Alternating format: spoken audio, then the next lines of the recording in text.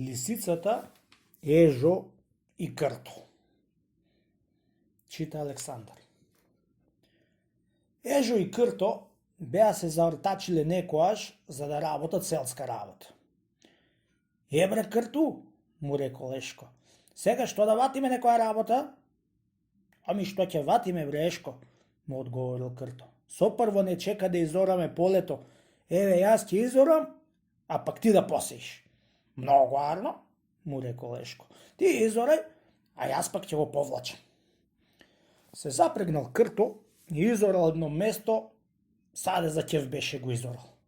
Ватил Ешко и беше го посеал местото изорано, после беше го повлачил со трњето што било опкачен, тркалајќи им го посеаното место. Беше се сторил еден берикет, страшна работа. Го ожнали и го вршиле. Взеле едно кутле за да си делат пченицата. Арно, туку што сопрво беше се закарале, чунки Ешко се сакал кутлето да е понагнетено, дека тоа се поеќе се мачело кога го влачел Крто, и тој сакал поеќе да е кутлето нагнетено, чунки тој во рањето беше се искршил ноктите. Така велејќи, не можеле да се погодат, ќе се истепале, перче за перче беа се ватиле. Што се чинеал? Нема никој да помине за да и куртулисат. За пакос, еве кума Лиса кај си врвити, без да ја повикаат, беше се вратила да види што е таа ѓурутија.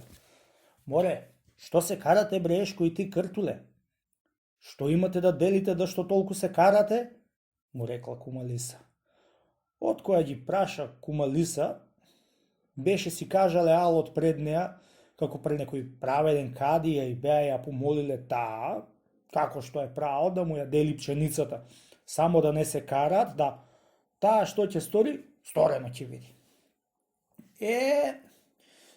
Ти Ешко Мешко и ти Кртуле Мртуле, вие имате 9 кила и кутле и сламата за делење. Еве право како се дели. Нати тебе еже меже на сламова да си лежиш.